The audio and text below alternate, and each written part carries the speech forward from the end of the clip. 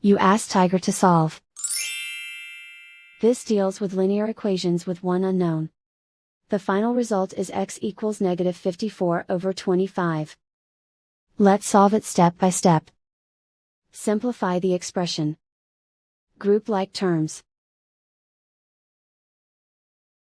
Simplify the arithmetic. Group all constants on the right side of the equation. Subtract 19 from both sides. Simplify the arithmetic.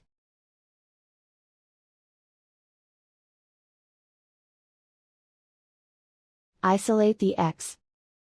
Divide both sides by 25. Simplify the fraction. And so the final result is x equals negative 54/25.